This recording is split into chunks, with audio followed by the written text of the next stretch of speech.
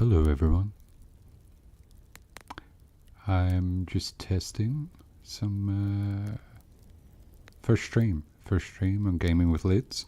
First stream on all channels actually. Although technically I did a stream last night.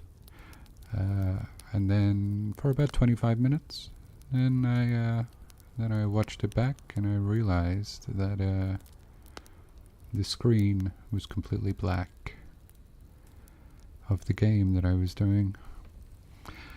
And so I deleted it promptly, as is my want. And so after that, I realized what the problem was. The problem was in the streaming software. I had it set up to capture the game that most people would think would be the correct way to do these things. But it turns out if I capture the window instead, not the automatic settings of course, but if I capture the window and set it to Windows 10 and above in this software, then it looks like it might work. So we're going to see if that happens right now. So I'm just doing this as a test, like I said. We'll see if this becomes something. The plan at some point is there will be multiple different channels for all different needs and wants. This one is planned to be a gaming channel. I don't know why I'm sitting so close to the microphone right now. This will be a gaming channel is the plan, but I'm an old man these days, and so for gaming purposes, usually depending on what time I finish work, usually I prefer to have something quite zen and quite relaxing, and usually I put music on in the background. For this I've chosen one of YouTube's tracks, some ambient, let's say ambient, some ambience of a bonfire, which is always lovely in the middle of winter, which it is here in the middle of Europe where I am at the moment. I am Lids. I am Gaming with Lids, and will be your host for this short adventure tonight. Central European style. Originally by way of Australia, but I have bounced in and out of Europe for many years now, and been here specifically for the last 5 this time around, but this part of Europe for probably the last 10 off and on. So yeah, I'm just going to be rambling for this first one, and then I'm going to play it back and listen to it and see if it's going to be any good. I'll probably, if it works, I'll probably leave it up on the channel. I have some plans for what I'll do for background noise. I'd love some suggestions for games, something quite something charming, or relaxing. Like I said, I tend to work quite long hours most days, early mornings and late evenings. I only get an hour or two at night, so I don't usually. You would think that kind of schedule would lean me towards just jumping in and out of a first-person shooter, but I am an RPG man at heart normally, or something very zen. So usually, if I'm looking for something just to chill out to and put a podcast on in the background, usually I will play this, Logistical, which I'll talk a little bit about. This first stream may be a little boring as I find my feet, but any feedback is much appreciated. So I'll play Logistical, which I'll talk about some more in a minute. I also, if I'm just relaxing with music or a comedy podcast, or something like Logistical Finality in the background, sometimes I'll put on Euro Truck Simulator 2, which has an amazing community, an amazing modding community also. So usually I'll just put that on. I'll turn off all of the simulation, turn off all the traffic, turn off all the traffic fines, all the damage. Well, I don't know if you can turn off the damage entirely. but I'll turn everything off that would distract from the relaxation that I'm going for, and just chill. Because at the end of a long day, or on a weekend when I'm trying to recuperate, if I'm not out on the town, it's nice just to be zen. Frog in my throat. It's nice to be zen and just relax with a book and a whiskey.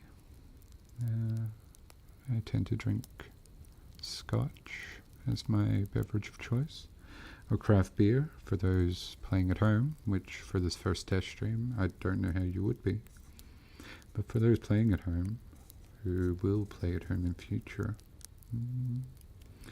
I am currently drinking a Northern Monk.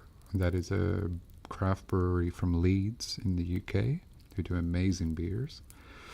This is a collaboration beer between Northern Monk and Overtone Brewing Company. I don't know where they're from, I'll need to look them up. This is part of Northern Monk's Patrons Projects beers, which absolutely slap. So a lot of times they'll get a patron of the brewery or someone in the local community to draw artwork for them for their cans, or write poetry or something like that. This can, you won't be able to see it unless I put a picture up. I realize I am rambling, distracting from this from the gaming session. You may or may not be able to see it if you were to Google it. The artist for this one, or the patron, is a man by the name of Bobby. Oh, that's awkward. My streaming software just disconnected and reconnected. Okay. I have to say Mosaic is probably my favorite hop out of all of them. If you're a craft beer lover, please feel free to drop a note in the comments and let me know which hop you like to rock. So this is these Northern Monk beers. Maybe I should have made it a craft beer channel the more I'm talking about it. These Northern Monk beers, they the Patrons Project ones anyway, they always have a story inside, so you can peel that label back, and it has a story about the beer. Well, not necessarily about the beer, it has a story about the artist or the patron. Maybe on another stream I'll read it out to you. Maybe I'll do that. The artwork is very cartoonish, which I like. There's a green alien lady with some amazing sunglasses on, and a very Elvira, I want to say, kind of hairstyle on her, but it's purple rather than black with white. And then there's what looks like almost like a Mad Max G.I. Joe kind of figure with some motorcycle goggles on. There's an eagle with 3 eyes that's chasing after the star of the show, who has a knife through his arm, staples in his head, and crazy eyes, and a car. The car has a mouth and a tongue sticking out of the front. And yeah, there's a few more things, but I'm gonna leave it there. Just dropped the can. I'm gonna leave it there. And so we're gonna move on. So this part may be less exciting than the beer discussion, to be honest. But let's see how we go. So like I said, usually I like to chill out. This game, Logistical, the very first one, I should have done some research before this stream.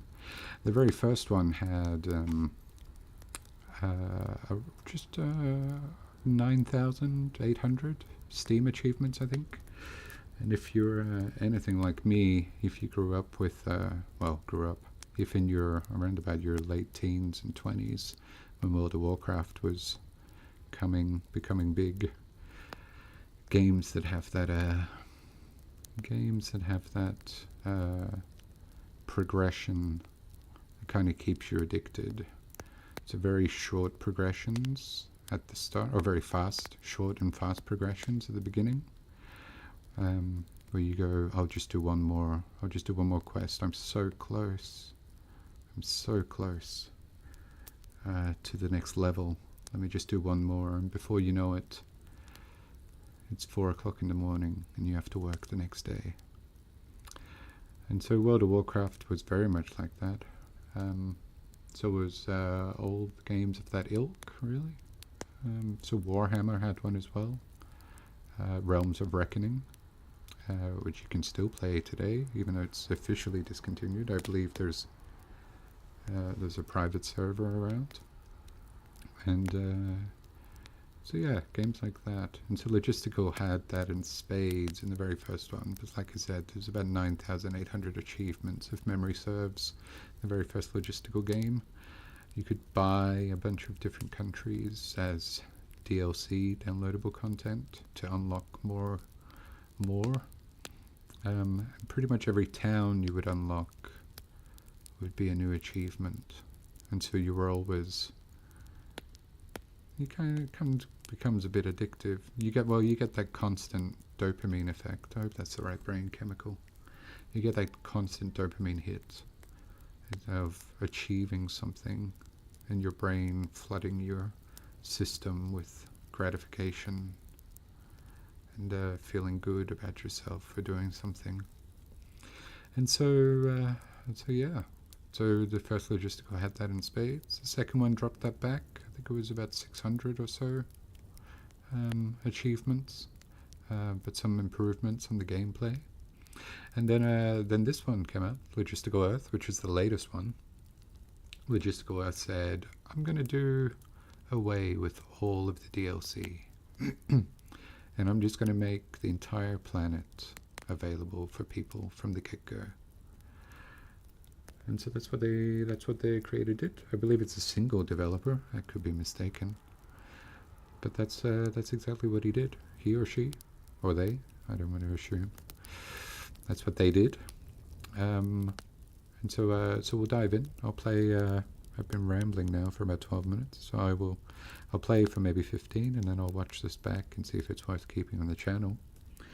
But essentially, it's a supply chain management game. Seems a little weird to play after a full day of work, something that's more work. But like I said, it has fast progression and something to hook you in and keep you going. And it's very easy to play. And one of the things I love about Logistical Earth, especially, is it has a mode that you'll see that will turn on, called Zen mode. And Zen mode takes away all of the, I was going to say all of the challenge. It's not entirely true, but it takes away all the pressure, the time pressures. So in this game, essentially, you need to unlock towns and cities and countries, and you unlock them by delivering goods from one town to another, or from one resource point to another. So you may find a coal mine and have to deliver coal to one of the major cities to fulfill its resource needs. And then once that city is full, and then it unlocks, and you get some money, and then you move on to the next one, essentially. Or you develop that town a little bit first. And so I lost my train of thought, which I am prone to do, dear listener. And so yeah, so then you unlock, and then you bounce from one town to the next, and unlocking more and more, and you unlock eventually your contracts that you complete will help you to unlock trucks in different countries around the world. So you'll be doing multiple countries simultaneously, if you will. And so that would be the plan. And yeah, but usually if you don't have Zen, that's where my point was going. Usually if you don't have Zen mode turned on, and then then when you're delivering resources to a town, as you're driving away to go and pick up more, the town starts consuming them.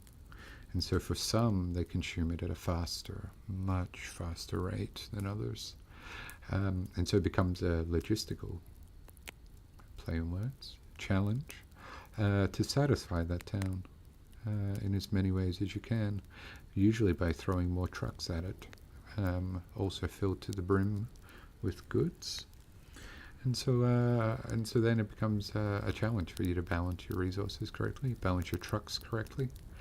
Some of your resources will start to run out because they need to be fed by other resources, so they build on each other. And so it becomes it can become stressful if you're trying to fight to get that one achievement before you decide you are going to go to bed for the night. You find yourself under pressure in a high stress situation. And after a long day of work, that part is absolutely the last thing any of us need. And so we're going to turn Zen mode on, and we're going to just have some fun. I would love to play some classical music in the background. I'm going to try and find out. As I said, this is the first stream I've done ever. I'm going to try and find out what the copyright rules are properly for YouTube. And this is one of YouTube's royalty-free tracks that's playing just now, so it shouldn't be a problem for this. But usually, like I said, I would have someone like Ludovic Einaudi or Jan Tiersen, some modern classical would usually be playing, or I would have a comedy podcast such as The Dollop, which I love. It's kind of factual comedy with from history, stories from history that are comedically factual, let's say, or factually comedic even. And so that's what I would love to be playing, but I just need to work out what all the rules are for fair use and for copyright. And then we'll, hopefully these will become more interesting.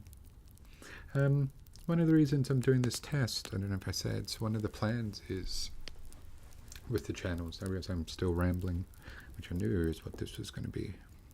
So one of the plans is to set up a few more channels. I don't have ideas in my head for all of these right now.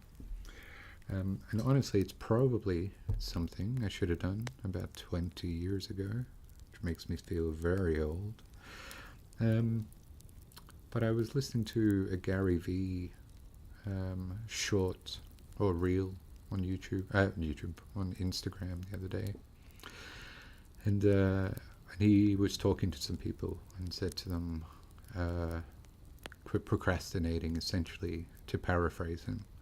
Quit procrastinating and make 2024 the year you actually do something. So stop reading about it. Stop writing about it. Stop fantasizing about it. Stop taking photos of it or saving photos of it to your computer and Google search, image searching of what it is that you're hoping to achieve. And just do it. So this is my first attempt at doing it, if you will. My virgin stream. And so I hope you enjoy my ramble. It's just kind of in my nature. I go off on tangents like this all the time at work. Not exactly like this, of course, but yeah.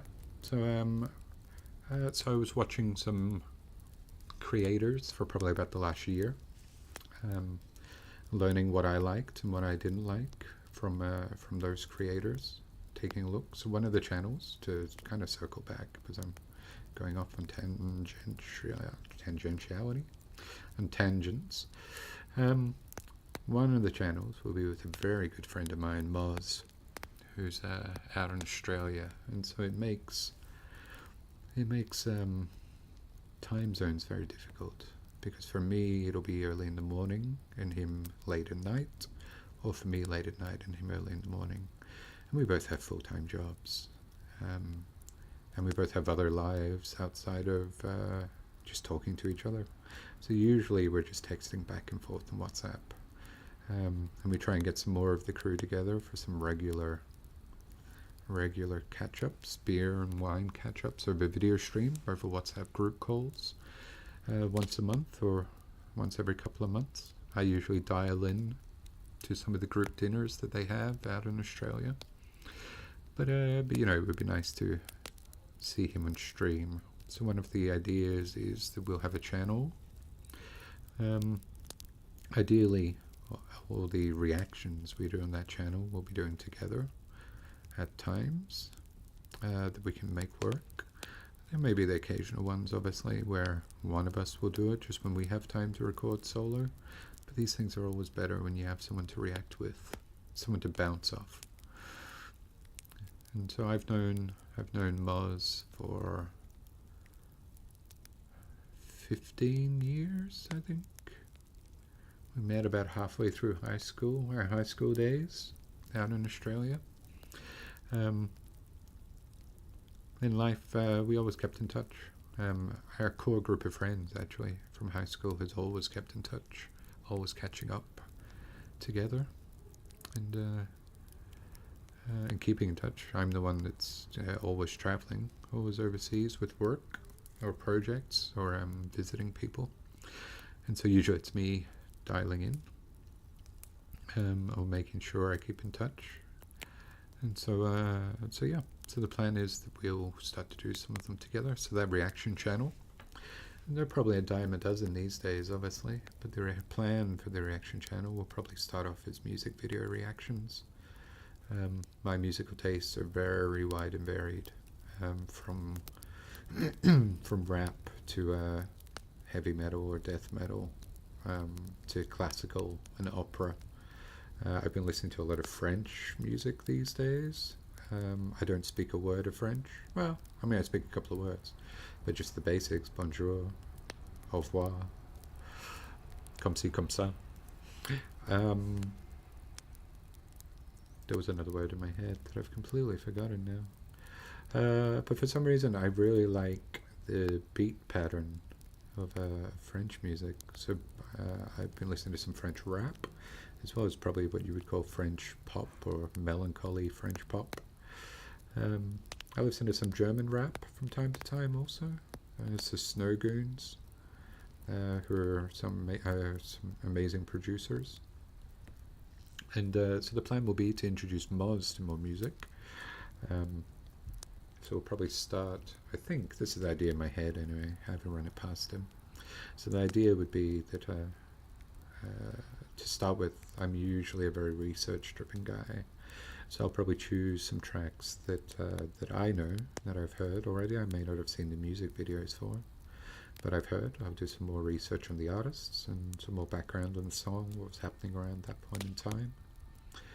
And then we'll play it for Moz for the first time and get his live, unfiltered reaction, which he's so good at doing normally in conversation. He has that natural swagger that is very endearing. And so yeah, so I'm hoping it'll be hilarious, because I always end up laughing a lot whenever we talk. And yeah, we'll see where it leads. Hopefully that'll go well. And then some music videos I think we'll start with. Moz is a big, he's mainly listens to rap music, I believe.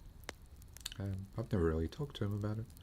Whenever I've been with him, we've done trance or rap music.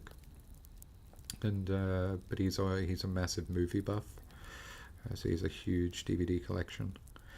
And me, and he's also a wine aficionado. He has his WSETs, WSET certifications, and he dabbles in wine distribution, kind of outside of his normal day job. And so he'll probably drink a glass of wine and talk about wine at the start of some of these vids. So it could be a bit of fun just to get together. I'll probably have a beer or whiskey. So yeah, we'll try and encompass a lot of things. Problem is trying to find a niche where you lovely people will accept us, I guess. And so yeah, we'll probably start with music video reactions. We'll see. We'll try and do some older school stuff, rather than just jumping on whatever's popular at the moment. Although I have some ideas in mind for some newer stuff that I love to listen to. And then TV shows and movies, probably video games. Well, I'll probably do the gaming here, but maybe we'll combine. So I game console. I have an Xbox One, as well as this, which is on my gaming PC at the moment. Seems a bit overpowered for this game, which you could probably run on a Pentium 4, to be honest. Or maybe go further back in time to maybe not a 386, maybe a 486. But you'll see as we get started. But yeah, anyway, that's my initial ramble out of the way. Let me just have a drink. And so yeah, so I've been watching some creators lately. One of the channels I love is Cliff Beats, who's built an amazing community. Shout out to Cliff Beats. If you get a chance, go check out his community Discord. He's built a great community over there for people just to go to feel safe, to have people to talk to. There's breakout rooms there where you can just vent and ask for help if you need it. Find a safe space just to talk. And so yeah, so things like that. There's people like that, or who I'd love to emulate with this channel. There's a lot of people out there in the world who are hurting and need an escape, or need to know someone's listening. Anyway, I'm not going to get too deep in my field right now. I'm going to try not to. But please, if you have any comments on anything that's been said so far, please feel free to drop a comment. I turned off the live chat. I'm staring at my streaming software just now and can see there's no viewers in the chat, which is probably for the best right now during this ramble. But let's see, we'll go through this together. So our 27 minutes have gone by, which is a lot more than I planned. But now we'll play the game. This may be a little boring to stream for you. I hope it's not. I'm going to try, and I'll do a quick introduction to the game. I kind of already did, but I'll do a quick introduction to it. And I'll probably ramble a little more, just because the game itself is just to watch someone playing just to watch someone playing a resource management game may not be the most exciting thing when there's no time pressure or anything. It would be great if you could do videos side by side and just have some random animation or comedy happening at the same time, but it would distract from the game itself, really. And it's actually a great game for helping to pass the time with. So we're going to start I'm going to start a new save. I'm playing this through Steam. I'm going to start a new save on this game. My original save has about 1,000 hours in it. It's not technically a true number. There were some times when I was trying to complete, before I discovered Zen mode, when I was trying to complete the resources for a town, where I would set up all the deliveries, and some of them may have over 1,000 resource units you need to try and deliver. And so I would set up all the deliveries, and then I would go to bed and just leave my laptop running, and then come back in the morning when the deliveries had finished. So technically the game would have been open for a couple of hours. So it's not a true number. I'm just being completely transparent with you. I feel like you need to build trust with people, and so honesty is always the best policy. And so but yeah, so but for the purpose of this first stream especially, I will, rather than landing you right in the middle of a game that's been going on for months, I will start back in the beginning. And so was it Lord of the Rings? I think it was Lord of the Rings. Like all good stories, we should start at the beginning. I think that was the quote. If I'm misquoted, which I probably did, feel free to correct me in the chat. So Logistical Earth. So this is, like I said, the third iteration of this game, not including DLC. They also released, actually, for this logistical vaccine. So this was during the pandemic, if memory serves. So it's more about just delivering vaccines to different cities. As like it says, it's a quicker playing game, so just 5,000 businesses. Whereas this has probably tens of thousands of businesses. So let's do a quick walk around Earth. So we'll start it up. So it's going to load. You get some fun facts on the right hand side you'll see pop up in a minute. I think the facts stay the same every time you load the game. I don't even know if they're true, but I just kind of assume they are. What are some fun ones? Kouvola in Finland is considered to be the ugliest town.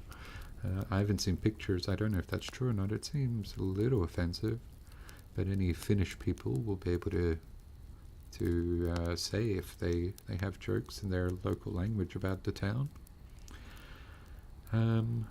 Where else? The Wurstmarkt in Bad Dürkheim is the biggest wine festival in the world. That I did not know, but I'll need to tell the wine people that I do know. And let me pick one more.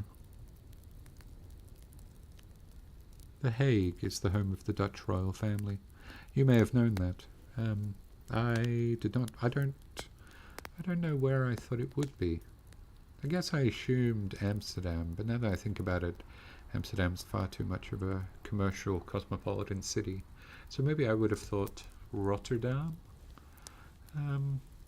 as being where the royal family is, but I've never been. So I don't know that I would have thought The Hague as my answer. Certainly The Hague, Rotterdam, and Amsterdam are probably the only three towns or cities that I know in the Netherlands, for which I apologize most profusely. Oh, and Bucaramanga in Colombia. So Moz married a lovely Colombian lady. And I, in my early 20s especially, and even now I still have some, but in my early 20s in Brisbane, in Australia, I used to have quite a nice group of Colombian friends, actually. We kind of became friends by accident. I'm going off on a ramble again, but I was working at a university, and a couple of our students were Colombian. Because I was quite young when I was working there, they just they invited me to party with them sometimes, and I ended up one of their flatmates was going on holiday for about a month or two, and so I ended up moving in and sharing the rent for a couple of months, and so there was lots of Colombian parties. It was a lot of fun. They're still some of my favorite people. I caught up with one quite recently, actually. She was living in Dublin, and it was great. It had been many years since we'd seen each other last, but yeah, I always love spending time with them. And fun fact, I just found out. I saw a reel on Instagram yesterday that there is a place here that on Thursdays and Fridays does empanadas. Arepas and empanadas. So good. So good. Okay, let's get into this. Sorry, now I'm thinking about food. I have eaten already. It's it's late in the evening just now. So here we go. So like I said, you have some fun facts on the right hand side. Over here, this will list all the save games. Now you can see there's a couple of save games from yesterday. That was from my my very failed attempt at a first stream. Like I said, it ended up being just a black screen. So we're going to ignore those. Actually, we may delete those, but there's no point in having them, really. Oops, I should select. So we're going to delete these two. And you can see it's been a little while since I played it last. So this was my original one. So I haven't played it since August, actually. That's probably about right. I was doing a bit of traveling last year. We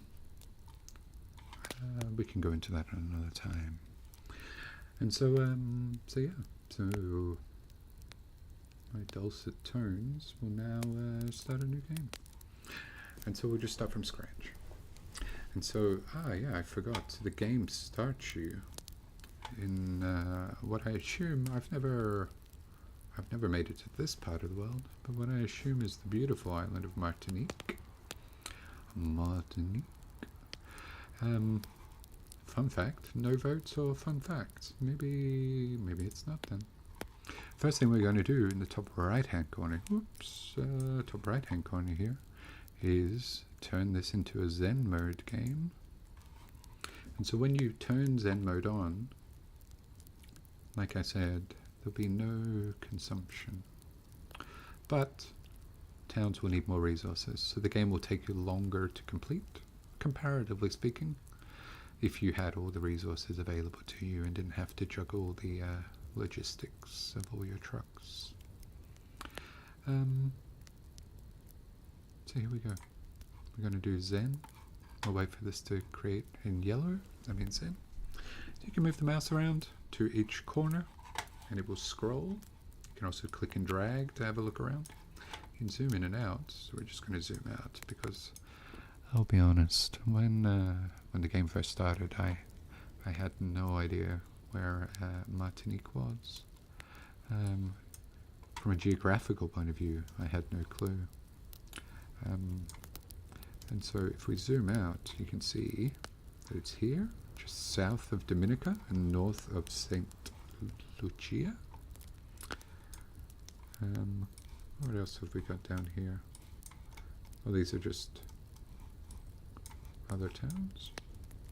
The Grenadines. St. Vincent and the Grenadines. I should have just done that. Barbados. Oh, lovely. Okay. Grenada. Okay. And so Dominica is there, Guadalupe, and St. Kitts and Nevis, Antigua and Barbuda, St. Peter, there's Barbuda, Gustavia, Anguilla, the Virgin Islands and the British Virgin Islands, Puerto Rico. Okay, so it's nestled nicely into this island cluster. I had a word in my head I was about to use. I was going to call it an archipelago, but I don't believe that's the right word. Sometimes I use words completely out of context. Maybe it's not an archipelago. I'll need to look that up later. I don't know what that is. Surely that can't be the name of a town. Being with horses. Is that the name of it? What? That. Come on, you're going to call me a liar now. Everyone saw that. You all saw that. Where? That. Okay. Okay, this took a turn.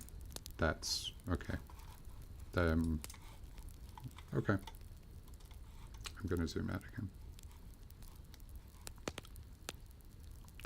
There it is. Oh, it's being very sneaky now. Somewhere here. Anyway, I'm getting very distracted. That's not cool. Trinidad and Tobago. Barbados, that we said. Here's, and so here we go. So here's Venezuela. So it's off the northeast coast of South America. There's Jamaica and Cuba, Haiti, Puerto Rico, Dominican Republic, Nicaragua, Costa Rica, Mexico, and so yeah.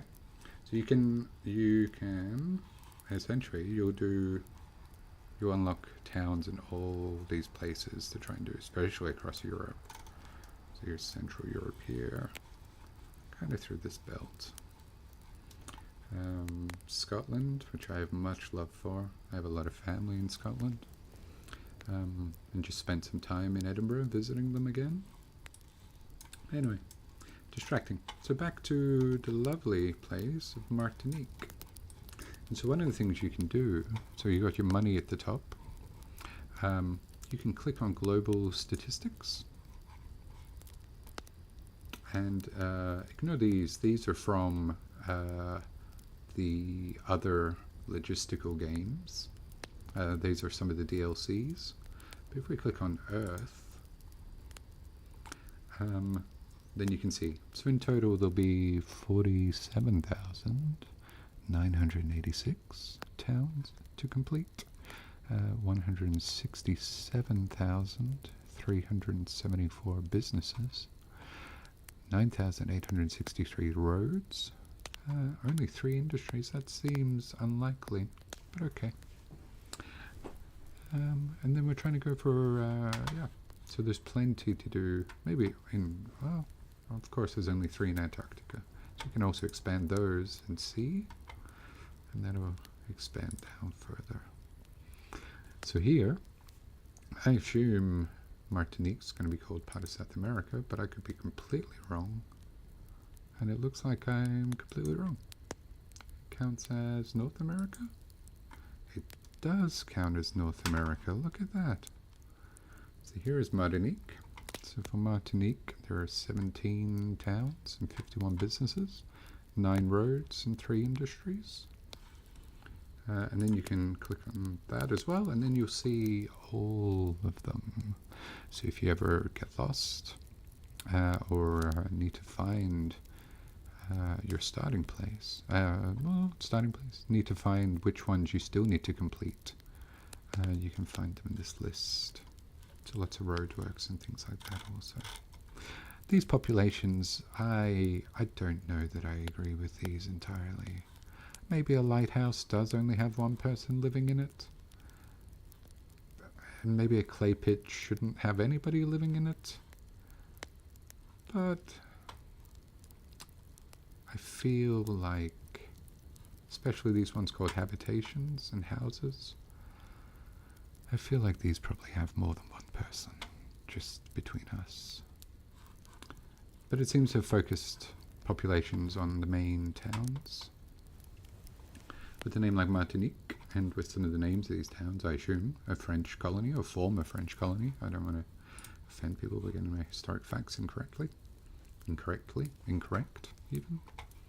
But you can see up here, you can change the language of the game. We're going to leave it in English, of course. Global statistics, which is kind of like what I clicked there. You can find your towns, filter objects on Earth, which can help because you'll see as we start to get into this, the screen can get quite cluttered and quite busy from time to time. And so the game summary map,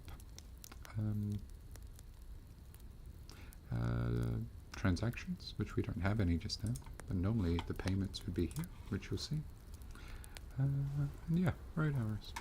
So here we go. So we're going to start in, I'm not even going to attempt to pronounce that, but actually I'm going to attempt to pronounce it, and I'm probably going to butcher it. Les toi et les. Toi, trois, toi, toi. Les toi et les. Okay, let's assume that. Les toi et les. And so so you start there. You're gifted with one 1-ton truck. It's in fairly good health, 125,000 kilometers on the clock. We have our first contract. Well, we have 2 contracts actually. If we select this one's been completed already just from starting the game. So you get given a car. And it says, Earth is big, very big. Take your time to explore. And you'll get lots of contracts, essentially. So it's a game of exploration. As you explore more, you unlock more. As you unlock more, you'll find more towns that need you and need your resources that only you can provide it with. And then as you deliver to them, you'll get your achievements, and And that's all you need, really. I should say, if you finish this game, you will know every corner of Earth very well. And that's probably true. So some of these places, if someone now said to me in conversation, I don't know why somebody would, but if someone now said to me, I vacationed in, maybe we'll use somewhere, that one's too generic. Maybe we'll say, yeah, okay. If someone said to me they vacationed at the domain of Chateau Gaillard,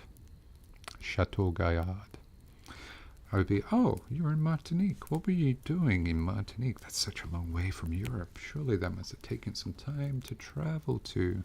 What took you to the former French colony of Martinique? And they'll go, oh my god, oh my god. Just kidding. But these, so together we'll start to learn more. Maybe if I do another logistical stream, which is entirely plausible, while I work out what other games to play. I didn't finish my thoughts earlier, which happens also. Feel free to drop some suggestions of some Zen games, something relaxing. Like I said, I'm kind of a chill out with these. I also really like something with a really good story, really Zen. I've heard Stray is quite good, so maybe we'll play some Stray. I really enjoyed, if you haven't played the game Brothers, A Tale of Two Sons, magnifique. Not Martinique, but magnifique. That was really done well. The storyline is great. For what I believe is quite a small indie game. That one was emotional, and so I'm not going to spoil it, but it was it was done very well. So the storyline was good. It was a very simple kind of platformer. You play as two brothers going off into the wilderness, helping each other through puzzles and obstacles as you try and reach your destination. And so yeah, it's a nice one to get lost in. It's not too difficult. It's more on the easy side. There's no crazy time pressures. It's just kind of wander around and live their relationship together as brothers, as they rely on each other for things. So games like that are very cool. Yeah, just relaxation, Zen kind of games is the plan. That is the plan. And so this contract's been completed, like I said. So you can click this button here, and that will hide your completed contracts. There's no need to have completed contracts in here. We might look at these from time to time just to remind ourselves of how amazing we have been together.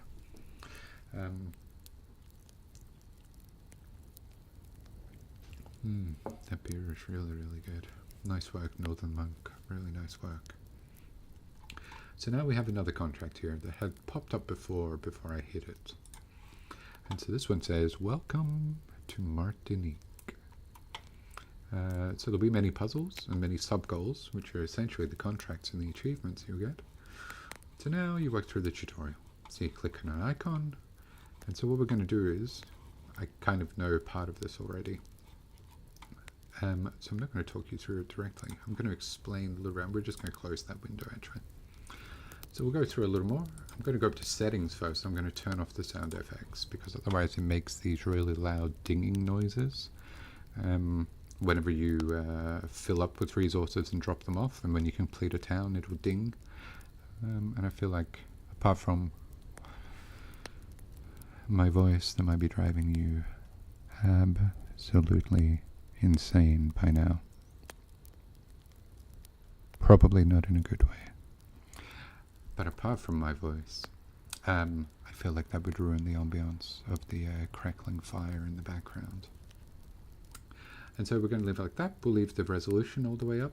Hopefully it looks okay. It's not full screen. I don't know if it will look full screen on the stream. But we're going to turn the music off and we'll turn sound effects off. We'll leave the save interval on, so it will save automatically every couple of minutes. There will be town pictures, which is nice, and the map, etc. So we'll leave those. Industries we can come to when we need to. And then these ones all do different things. This is so you can park your vehicle. This is so you can fix it if it starts to break down because it's got too many miles on the clock. Just a quick look under the hood, so to speak. If you get stuck, then you can send it back to the depot, and you can sell it for cash if you've got too many trucks, etc., etc., etc. So let's have a look around. So the ones with green are towns that have industries. So this one, for instance, House of the Cane, not surprisingly, it makes sugar cane. Maison de la Canne. And so you can also click on these, if memory serves. If you click, oh, that's not going to pop up on the stream, I don't think. Have a look. No, it's not. I just had a look. When you click on it, it will open up your browser for a quick Google search of the name, essentially. So what is popped up for this, for House of the Cane, it says the House of the Cane in Martinique. The House of the Sugarcane became Sugarcane Museum. It's located in an old distillery. The sugarcane, of course, I say of course, I'm probably going to get this completely wrong also, is used to make rum. At least it certainly is down in Australia. Shout out to any Bundaberg rum drinkers down there. Like an old flatmate of mine. So yeah, it's located, the sugarcane museum's in an old distillery. It traces the evolution of sugarcane in the last 3 centuries. I'll be honest, I never pondered the fact that sugarcane evolved. I guess farming practices of sugarcane, like anything else, probably involve a lot of splicing and trying to find bug resistant and drought resistant and trying to create the perfect sugarcane that's tasty and delicious, as well as stands up in all conditions, and plentiful, I guess. So but I never considered it, mainly because unlike ancient Rome, which plays on everyone's mind apparently, according to some recent discussions on social media, sugarcane doesn't form part of my my daily musings on life. But maybe maybe it should going forward. So anyway, so as House of the Cane, could probably just do a whole series of each country and each town, reading them about them on Google. Just a whole series of videos, just reading random Google pages. But for now, we're just going to do this. So like I said, so sugarcane. House of the Cane makes sugarcane. For the purposes of the game. Which rhymes, which is awkward. Now, sugarcane. So it can currently make 12 at a time, but that's the output. To make the sugarcane, you need to feed the farm with input, which in this case is fertilizer, which you can find in a number of places. But to complete the town, it's everything above the silver line. And so to complete the town, you need clay. So what we need to do is find one of these that has clay. One of the ways you can do that is just clicking through them and going, oh no, this also needs clay. This is fish as the output, which needs worms as the input. These ones, hovering over it, you can see at the top. I was about to point to it and realize I'm not on a webcam, and even if I was, you wouldn't be able to see where my finger is pointing to. L'Étoile also needs clay. You can see at the top there. The slave savannah, which is in our contract actually. If I click on it here, if you complete the slave savannah, we will be gifted with $1,000. So you make money by completing contracts, but also by just delivering the goods. So when you pick them up, you pay money for them, and when you drop them off, you make money. And ideally, you've bought them for less than what you sell them for. This is a very capitalist game, but all the money goes back into the towns as well, to unlock more towns and build the roads. In the end, it's a net positive. So these need clay, Slave Savannah needs clay. I'm super curious about the Empress Josephine now. She needs clay. The domain of Chateau Gaillard needs clay. And this is roadworks, and the roadworks need clay. This roadworks, I knew it was here, which is why I clicked on it. These roadworks actually need sand. And so, first of all, we need to find the sand. Or find a resource for the sand. And so, like I said, so one of the ways you can do this, you can find it, and I know that it's here because this is the clay pit. And so you can find where the resource is, and the clay pit needs fish, which we haven't discovered yet. It'll be somewhere on the island. And so this has no inputs. The clay pit itself is the input, if you will. And so this will just constantly refresh with more and more and more clay. More clay than you know what to do with, really. And so, so you can either find the resource, and then you can click on it and drag it to where you need it to go. So let's do this one, Le Manteau as the first one. So if we release, it needs 0.8. I think this truck, the 1-tonner, so we'll deliver 1. So it should do it in 1 load. It's reasonably fast for this one. There will be longer distances and bigger loads to come. And so we fed the clay. As you can see, it's already, this will count down. When that gets to 0, what will happen is this will start to flash with another resource that you need to upgrade. This will still keep generating clay, but only up to 10 units at a time. But if you expand it, you'll be able to generate more, because as you start to pull clay out of here, this will start to feed into this, essentially. And so, let me get myself comfortable. And so what you can see is that we completed a town. So here we got paid $400 for completing it. So that's our first win for Martinique. I'm still confused, it's part of North America, but I'm sure there's a reason for it. It just looks like it's closer to South America when we zoomed out. Maybe it's tectonic plate related. Or maybe North America just claimed everything in the sea, territorial waters. I'm sure there's historical reasons. We'll look into it later, maybe.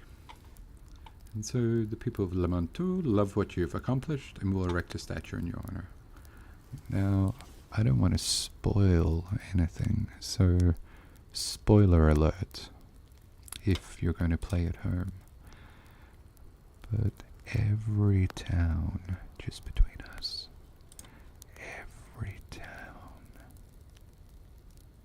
will erect a statue in your honor. So that's a lot of statues. The nice thing is, they give us $400. And you can see, we completed one business. Oh, it's a business, of course. We completed a business, not a town. And it gave us a power boost of 64 times for 1,300 kilometers. And you can see that power boost with the P underneath. So it will speed up a vehicle when it's fully loaded. And so you'll see that because it'll run faster. Let's close this. The truck will run faster when when we now ask it to deliver more clay. So the other way you can do it, like I said, you can be here and hold the resource to wherever you need it to go and then just drop it off. Or you can be on the receiving end. Click on it. Oh, there's Empress Josephine. Musée de l'Impératrice. De l'Impératrice Josephine. Okay. You can also be on the receiving end. Decide what you want. And then take it. Look how much faster he is. And so he needed to deliver 2 loads. The truck, needed to deliver 2 loads because it's 1.2 and the truck can deliver 1 at a time. Maybe we should come up with a name for the truck.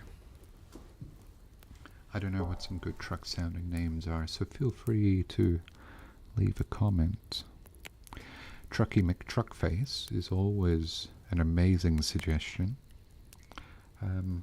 But it may be, given that we're probably going to have in the region of 50 or so trucks as we progress further through this, it may get challenging to remember that. So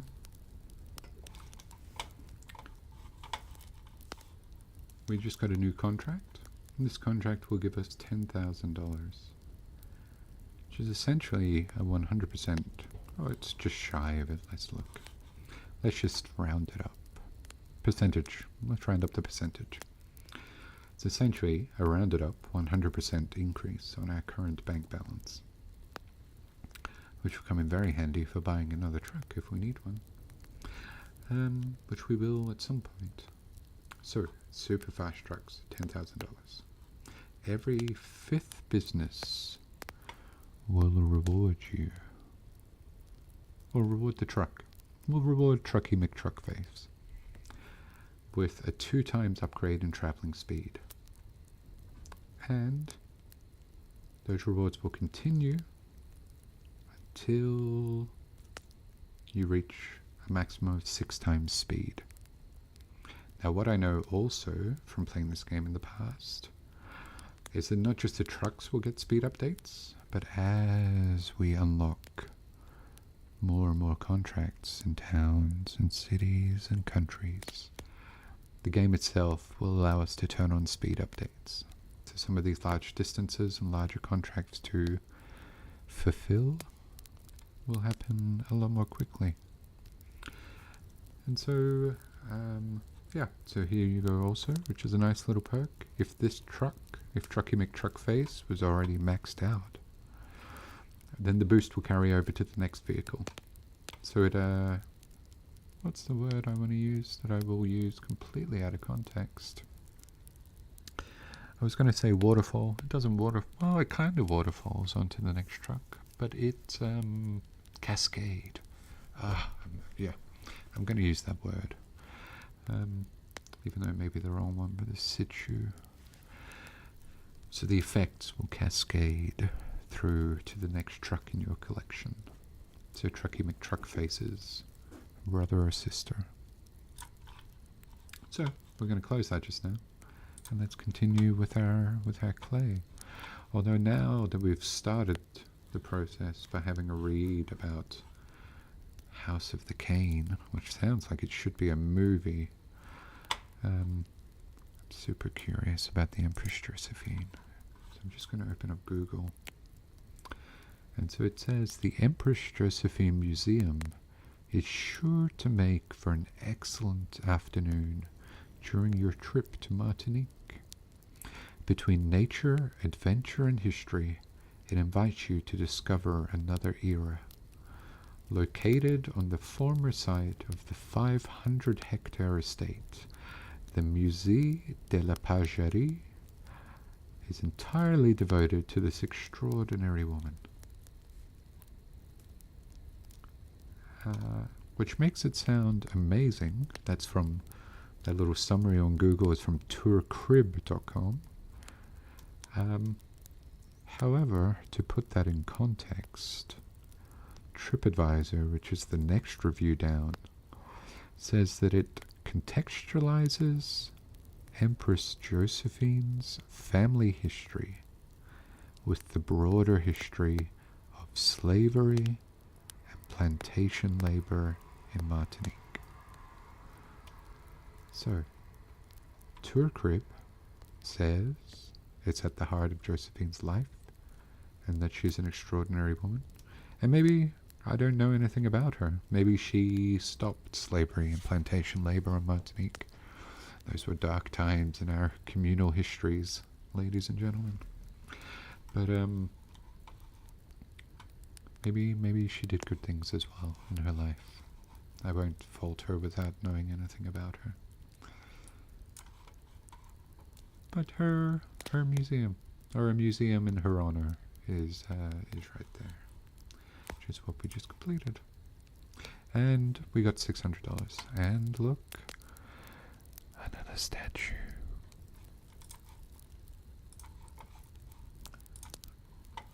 Now I'm super curious if Google has anything about the clay pit. And the crazy thing is that happens when you click on it, the Google search takes you to, or the Google search searches for clay pit Martinique. And the very first result is Martinique Island in Ottawa County, Michigan, where there is a clay pit. The next one down is from a UK website called Clay, the Bearer of History. And then the next one down is from Clay Pit, Murfreesboro. I'm not sure where Murfreesboro is. I'm going to end up going down a rabbit hole. And then the next one is about the Mexican clay chimenea, which is a wood-burning outdoor fireplace. So actually none of these really, none of the top 5 say Google entries. Oh, you can hear my mouse through the speakers. None of the top 5 really tell us anything, and I don't know why I expected they would, because, let's be honest, it's a clay pit. And look, the image has been found by its town title. So you can vote for the image. Can we do that? Oh, look at that. Look at that. Now, I'm not going to vote for any of these because I don't know which one's correct. And I hate being incorrect. And so, Le Toilet.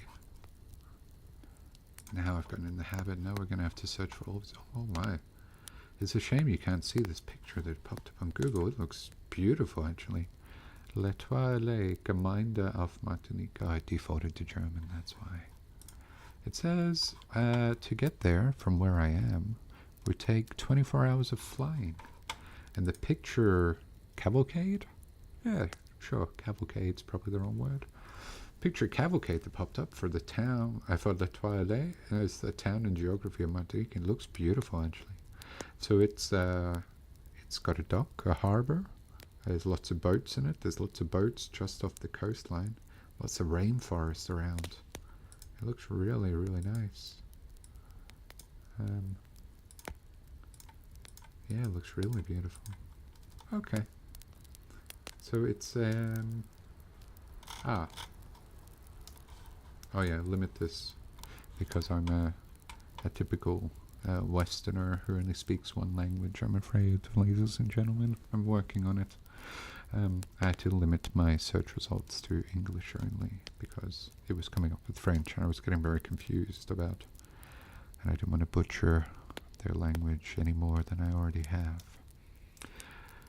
But it says in southwest Martinique on Le Diamant Peninsula, opposite Fort-de-France Bay, the coastal community of Le Toilet offers a most pleasant environment. I'm really just reading the summaries of the first parts that appear on the website, on Google search, I mean. I'm not going to read all of them. Okay, I realize my scrolling is probably distracting from the ambiance. As well as the mouth. That was very loud. It's right next to the microphone, that's why. And so the Toilet is where you buy your trucks from in this game, which is interesting for a port town. On here anyway, but there is an actual town itself, which is here. And so I'll be honest, 56.57 seems correct for how much clay it needs. I don't know why it says 50.91. I think, if memory serves, it's because of this gap here. I think it counts the town.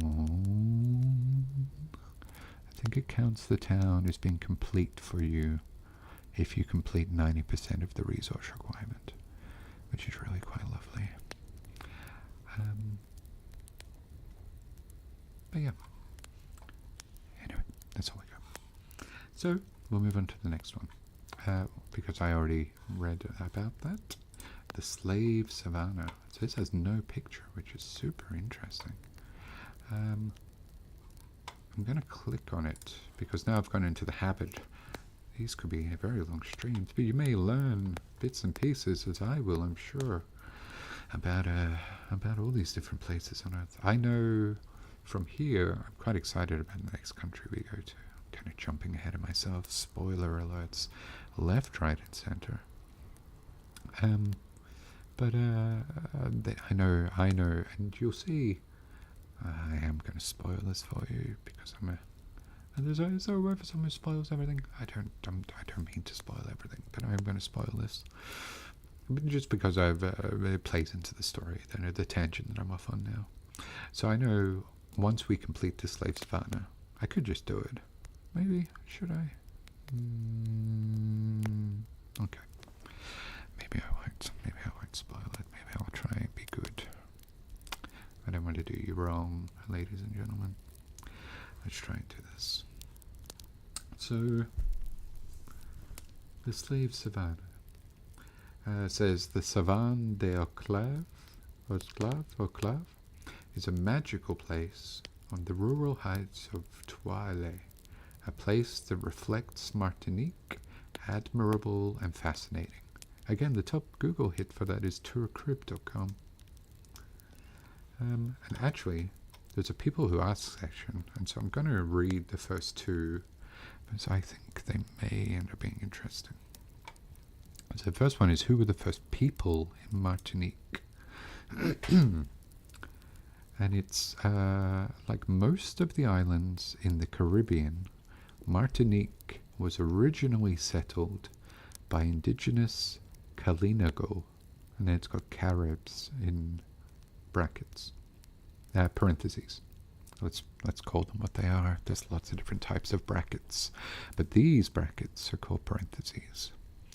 The first Europeans to attempt colonization were French settlers from St. Kitts, who landed in 1635 and proceeded to clear land to grow tobacco and sugarcane.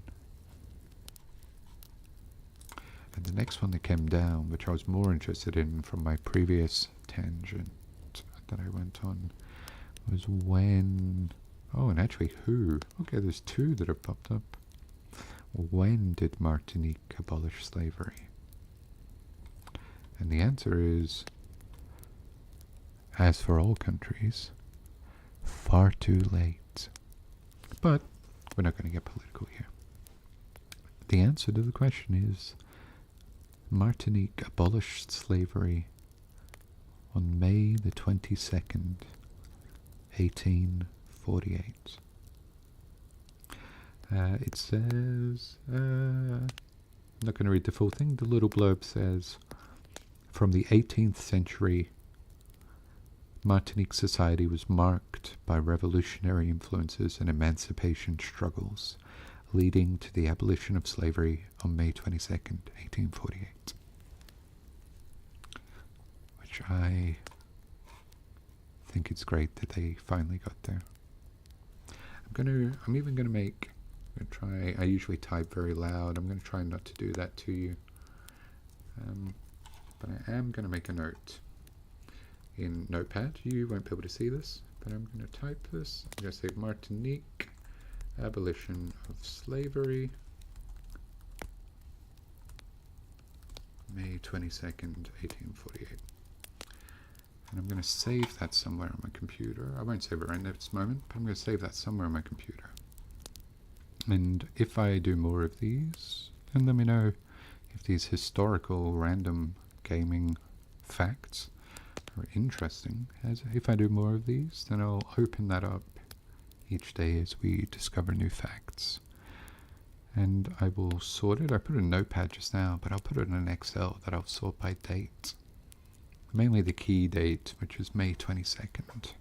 And so when May 22nd comes around, we can start things off with a celebration of the abolition of slavery on Martinique.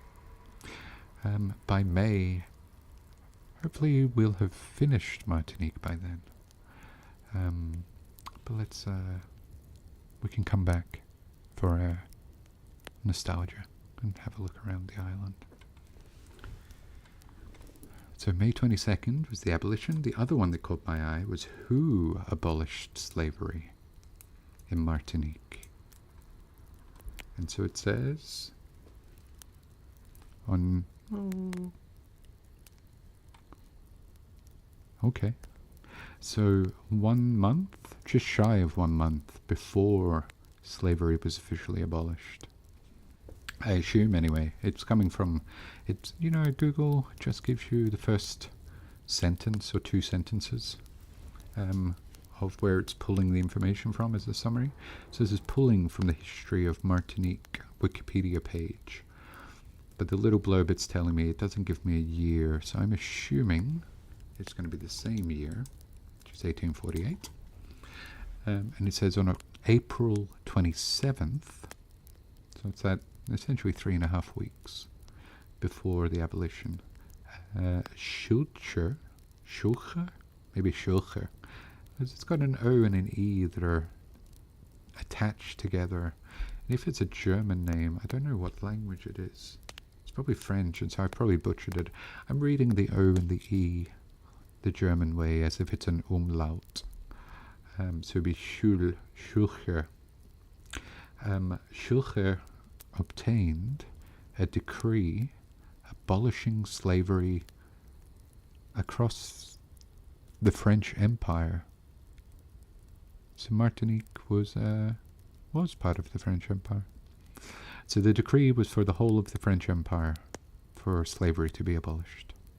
So it says Perinon was appointed Commissioner General of Martinique, and it was his task to abolish slavery there. Now in that Wikipedia article, I mean, there could be lots of ups and downs and backs and forth on that story. Maybe he was charged with the task of it, but then fell victim to slave owners and slave traders and became a not very nice person. Or he could be the hero of the story. I don't want to assume, and I'm not going to click on it. I may read it separate to this. But there you go, April 27th. I feel like it would have been nice to have the year. It may annoy me, but if I open that Wikipedia article, I'm going to end up reading the entire thing to you. And that will take a long time. So I'm going to assume it's April 27th of the same year. To abolish slavery in the whole French Empire, to do a country on the other side of the world from France within less than a month in the 1800s. Seems unlikely, but maybe I'll come back and update this later.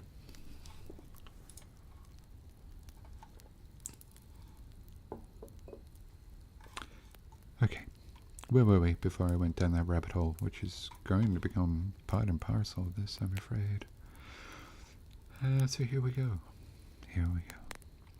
The slave savannah needs clay. And there you go. Many slaves died young. If they did get old, the slave gained the right of Savannah. I wonder if that's like Savannah, Georgia.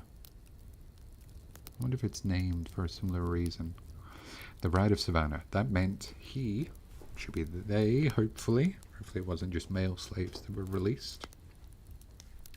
That meant he was able to choose to live on his own somewhere near the plantation. Okay, so he, she, they were still slaves then. It just meant, maybe they were still slaves. It just meant that they were allowed to live by themselves without living on the premises. Sad times in history, dear listener. For the purposes of this, the slave Savannah just needs 0.4 tons of clay. So let's give it to them. I always feel like Savannah sounds like a female name, and I think it's because Savannah, Georgia. And Georgia is generally considered a female name, I think. I was going to do a very southern accent, but I feel like the subject matter of this, it would be disrespectful. So I'm going to hold off, even though it's eating me alive to do it. So we're going to give Savannah what they're after, which is 0.4. Look how fast they're motoring now. Trucker McTruckface? Trucky McTruckface. So here we go. So, complete towns and businesses. So we have another contract that popped up. Because the other one completed, and so it disappeared because we turned off showing us completed contracts. But we got another one. So click on each icon on the map and drag the resource onto the map. So essentially, so it's these resources. You can't see that one, which is awkward. But essentially what it means is complete these towns. Which is what we're going to do. Town icons are blue, businesses are white. Towns consume resources. No, they don't, because we turned it off. Because we just want to relax and have fun. And learn some history, it appears, is what we're going to do. So let's go with the next one. So for the contract, now that one, I don't know if we can go there. Oh, we can go there. Oh, of course, that's the Museum of the Empress. Now, the reason that is unhidden, or is hidden, is because we, in some of the settings here, I've got it turned off for completed businesses. So I could turn it back on, and it's yellow. So it's yellow if it's been completed, or you can turn it off to hide it, and then you don't get distracted by it. If the business has resources it generates of its own, it won't disappear, which is also completely fine, I think, for this purpose. And so here we go. So we've already completed that one. So now we need to complete Le Toile, and we've completed the one behind it that's hidden.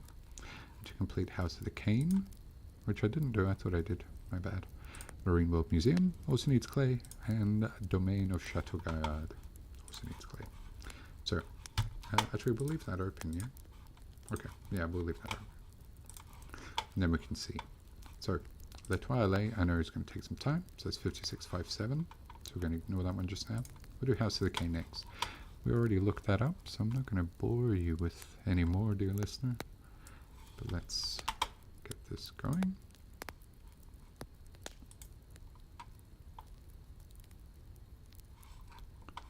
And then Marine World Museum needs 2 loads. So I'm going to send Trucky McTruckface to get those loads. Down here we're getting paid as well. So Marine World Museum give us $1,000, which is nice. House of the Cane, 400. Another statue. And Slave Savannah give us 200. And so then we have Domain of Chateau Gaillard. More resources, getting more expensive. So this will be 3 loads. And we just discovered 2 things. So we just got given $1,600, which is lovely. Our best payday to date, the further away from home that we go. We've discovered an orange orchard somewhere. It's likely here. It does say Ducos. Ducos. So as you explore the map, you will unlock more businesses and towns. So it's important to drive everywhere that you see. And so the orange orchard needs fertilizer, like some of these other businesses, the sugarcane one, and it will give us oranges in return for fertilizer. So which came first, the orange seed or the orange? That was quite a ramble. So if I hide that, so the road is blocked to get up to there, and it looks like, see, I'm pointing to my screen again that you can't see.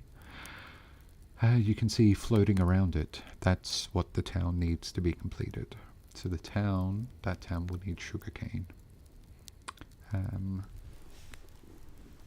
it will give us oranges in exchange for fertilizer. But sugarcane to complete it. So we're just going to hide that, but it's blocked by the road, which also needs sugarcane. Now, what you saw was what I was alluding to before. It's one of my favorite places on the planet. And the new contract is, if we complete Saint Luc in Martinique, they will gift us a dump truck in New Zealand, which is a beautiful country. And we will get more instructions once we're in New Zealand. So that'll be, after we complete Martinique, that'll be our first port of call. And what else popped up? Industries. So this one, so complete. Ah, that's for Ducos. So you can see it's pointed to by the highlighted arrow. I don't know why my voice disappeared then. We'll get $1,000 and complete this contract if we complete the industry. And this one for fixing the road. So repairing this road just needs clay, so we could do it right now, which we will. We'll complete that contract. That's going to give us $1,000, which is always lovely.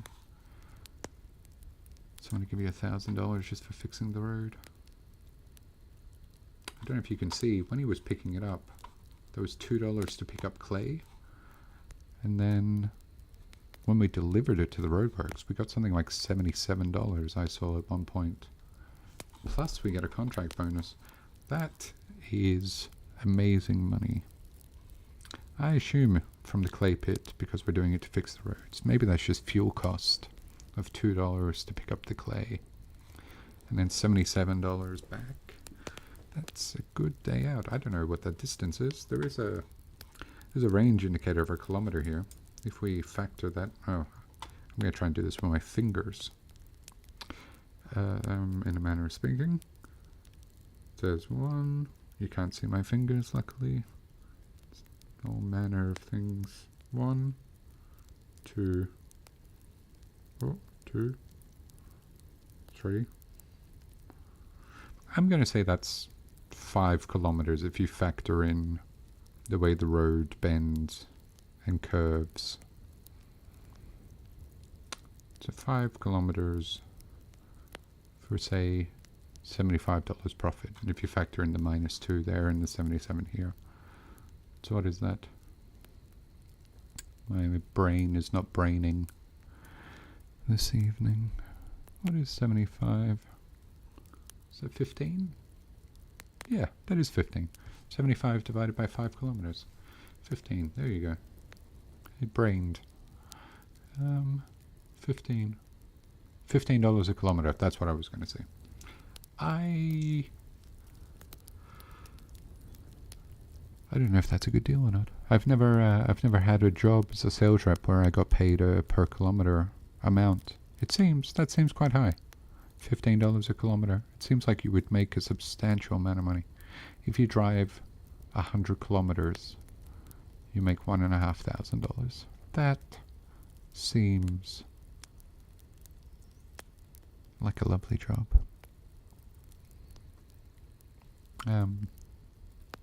Because 100 kilometers, depending on where you are in the world, and depending on the road network you're using, you could do that in an hour. To say, I mean, that's an amazing hourly rate, actually, let's be honest. $1,500 an hour. Those are lawyer fees right there, legal fees for some high-paid New York lawyers, I imagine. So it's not bad for roadworks. I'm off in a tangent, I apologize. But we just got given another 1,000 on top of that as well. And the road is now open. And so I'm just going to zoom in again. I'm going to close that just now. Oops. Ah, there we go. This will tell us. Income of $732 for 108 kilometers. Okay. So maybe it wasn't 1,500 for, well, yeah, maybe it wasn't 1,500 for 100 kilometers. Half of that. Around about half of that. Say just under half of that. So it's $7.50 a kilometer. $7 a kilometer. That still seems quite good. I don't know if I'm mathing. My maths isn't mathing. What movie is that from? What show is that from? My math ain't mathing. That'll annoy me. Drop a note in the comments if you know. Please. Please. And I'm not sure what cost is either. I don't know if we have wages for Truckee McTruckface's driver, or if that's fuel costs. I assume it may be fuel costs. Anyway. So, Les Trois Allées. Now, I feel like I've done you a disservice. And the reason I feel that way, dear listener, is because we didn't read about Domain of Chateau Gaillard, although we read about the others. Oh my. All the results are in French, of course.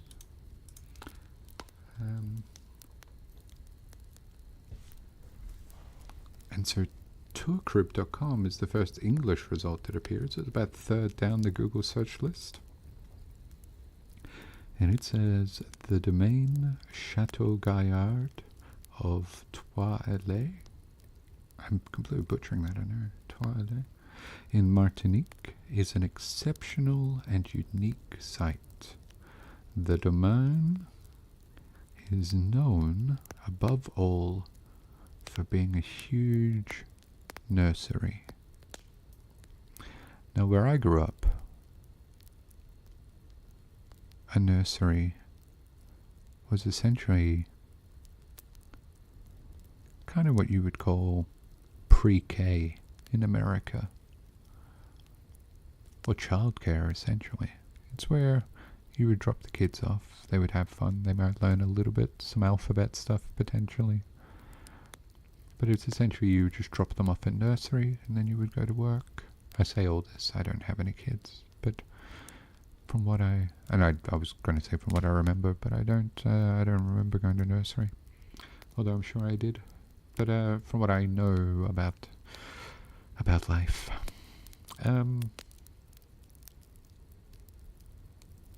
however, in this context, I think it's clear to everybody who doesn't ramble in their thoughts like me that being known above all as a huge nursery seems a little disingenuous unless you have tens of thousands of children.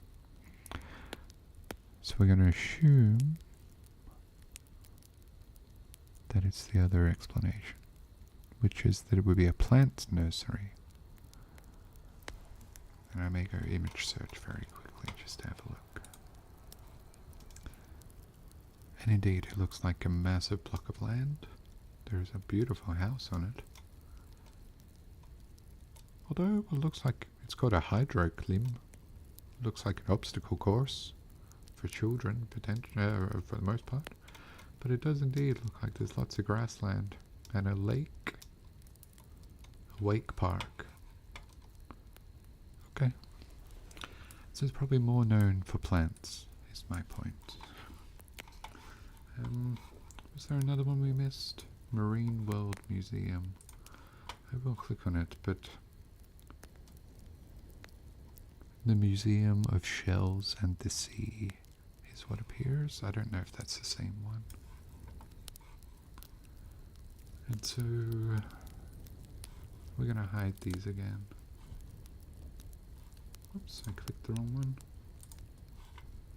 Completed businesses. And so now we unlock. So you can also just click and drag the car or Trucky McTruckface to different locations. I'm going to zoom out a little bit, and I think we explored everything over here. We did. There's nothing else to unlock on this side of Martinique. Ah, sorry, I tell a lie. L'Etoile itself. Maybe we'll do this. We'll do this as the final thing, because I have been rambling on this stream for, wow, an hour and a half now. Time flies when you're a Scotsman in the middle of Europe by way of Australia. Let's set this up. We'll do the last one in this section of Martinique, and then we'll pull the stream to an end so that I can have a quick look at it before I go to bed for the night. And wish you all a lovely night. So, before we get to that point and say our farewells to each other, let's set up for 56 loads. 57 loads, really. Well, oh, there you go. 49 loads. And what we'll see happening here is, like I said, it was counting down, so it's going to keep topping it up, but only topping up a maximum of 10 before it needs to refill. So if we had a bigger truck that was taking out 20 at a time, it would just top up 10, cycle through 10, or really 1 until it was out. So to make that bigger, dynamite. So if we get dynamite, we can upgrade the clay pit, and then once we've upgraded, we can generate more clay. Essentially, this will jump then from 20 up to 40, I think, or maybe 60. So then you can have bigger trucks pulling from it simultaneously, so to speak, and yeah, take it from there. But here we're going to see. Let's wait this out. I will finish this beer. Maybe I'll read you the story. Let's do that. I'll read you the story from my beer can while we watch the last 34 loads come through. So the beer, like I said, is called Burnout. So the story is called A Journey of Destruction with Burnout. And it says, after days of driving across the scorched wasteland, a delirious, greased-up burnout, oh, it must be the name of a car, drives through a satanic ritual, which turned his Fiat Panda into a souped-up, blood-fueled 1956 Chevy Bel Air. Now, bonded to the car forever, Burnout, accompanied by his sidekick, an ex-go-go dancer turned karate expert, seek out their next victims. In order to fuel their journey of destruction, rebellion, and mayhem, they challenge bizarre freaks to the race of their lives, and the losers have to pay in blood. Bobby Abbey is a freelance artist. He's the patron that this is about, the artist, based in Leeds, where the brewery is. He's originally from Hull. He creates illustrations and murals, which are inspired by a mix of B-movies, vintage cars, motorcycles, cartoons, tattoos, music, and skateboarding. His work depicts a trippy collision of characters and pop culture references that have to be seen up close to appreciate the detail. The collaboration brewer they did it with is Overtone Brewing, who began in 2018 in the city of Glasgow with a singular focus to brew the highest quality beers possible, which I would hope all craft breweries do, except for the ones that sell out to the mainstream brewers. You know who you are. We don't forgive you. Taking inspiration from New England and East Coast US styles, their emphasis was on producing big, bold flavors using generous hop quantities to create the hazy, juicy, drinkable IPAs that would become Overtone's cornerstone. It was certainly very juicy. When it comes to their unique beer names and designs, they draw upon a shared love of music and the culture of Glasgow, dynamic influences that mirror the beers, fresh, vibrant, and always changing. That's true, Glasgow has changed a lot, especially since I was a boy. I only ever visited. I'm not from Glasgow. I'm from the capital of Scotland, Edinburgh. But I have visited Glasgow from time to time, and especially from the stories my family tell me. It has changed a lot these days, especially from when it was a proper man's town, as they would have said, proper working man's town, with the docks and the shipyards. But nowadays, it's I think they try to call themselves. There might be some Glaswegians, some Ouijies that come into the comments, but they call themselves the City of Culture. I'm not going to start a war here. Certainly, I'm very biased, and I still think Edinburgh is the best city, and the capital, which Glasgow hates that Edinburgh is the capital city. But it's history, man. It's ancient history. And I rambled into nothingness. Meanwhile, L'Etoile completed. And what you can see actually from L'Etoile is in the top right here. It says 0. This means you can't set up any industry in this town actually. But if this said 1, 2, 3, 4, etc., that's how many industries you can actually buy. And so you'll see industries if we click here. So these are the industries we've unlocked. So this list will get substantially bigger as we unlock more around the map and in different countries. So you'll have all sorts. There'll be probably 60 or 70 industries in the end. Some of them will feed into each other directly. Some will be standalone, like the clay pit that only produces clay and doesn't need any inputs. But you can see in the top right of that, dynamite, machinery, and bricks. That's what you need to upgrade to the pit. And for fishing, the orange orchard, sugarcane farm, and store is just for storage. And we can cover that later. But my point, it can sometimes be hard to divine, kind of like water, is once you've finished some towns, you can build industries in them, or businesses in the town, but only if you're able to. And so for L'Etoile, we are not. We've got a population though, just over 5,500 people. So here we can't build anything, which is fine. It's all fine, really. So we did get given $1 for every person who's in that town.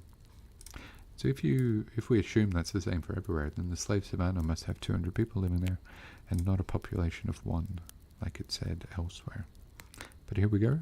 This is the end of the first my test. What was supposed to be my test stream, and I have rambled my way through an hour and 44 minutes based on the streaming software. But look at us. Who would have thought? Not me. We've completed 1 town together out of 47,000. 6 businesses out of 167,000. And we got bonus. And you can see in the top left, we have 2 times booster. So the empty vehicle will get back to where it needs to be quicker. And power boost. so the full vehicle will get to where it needs to go quicker. So all in all, fast, back and forth, back and forth, back and forth. So again, some are hidden. This one's still here for some reason. Maybe because it's a town. It's probably because it's a town. I could hide the completed towns also, so that it's not distracting on the map. But for some completed towns, you can build industries, and so you may want to leave them turned on. We're going to leave it turned on. And so yeah, so here we go. So we've got the clay pit is still clay pitting. It needs fish. This L'Etoile is where we buy more trucks. So we can buy one for 10,000, or a bigger one, an 8-ton truck for 35,000. This is my most used truck in the game, always, really. We'll get to, we'll buy that next time. I don't know why that stayed, that's super weird. House of the Cane stays because we can make sugar cane here. And Marine World Museum because we can make fish once we discover worms. So the reason that's a question mark as well is because we don't know where we're going to get worms from. Half our luck. Or fertilizer. So, anyway, I've rambled. You've listened, maybe. And here we are. There's a few more to unlock here. These will expand. There'll be more places. Well, maybe not there, but there'll be more places here. Probably. To unlock and expand. From memory, it'll go all the way up here. You can see some of these. Rum Museum. All across the top and down here. So Martinique by herself. I'm going to refer to the country as a lady. By herself will give us a lot to do. We completed the towns, so we just have to do Ducos for this contract, and then complete St. Luch, but we don't know which resource we will use to complete it yet. We haven't unlocked it. And then once we do St. Luch, then we will then we'll have a truck in New Zealand, which I'm super excited about. I do miss New Zealand a lot. I'm going to have to plan a trip. I'm looking into my holidays for this year already, and I do need to plan a trip down to Australia to visit friends. And I have some friends in New Zealand as well. So I will be coming at some point, coming down under, so to speak. And so yeah, that's me. This is Lids. Thank you for listening, if anyone is listening. I realize this is a long stream of just consciousness and rambling, and there may not be anybody out there in the universe to listen. But at least, I don't know where I was going with that sentence. I was going to say at least I'm not alone, but I just said that it's possible that I am. Good. Well, on that depressing note, we are going to leave it there. And we'll come back and pick this up, and we'll take over Duco, I think. Oh no, we need sugarcane. We will explore until we find fertilizer. Isn't that something to look forward to? Thanks for being here with me. You know who you are. Bye for now.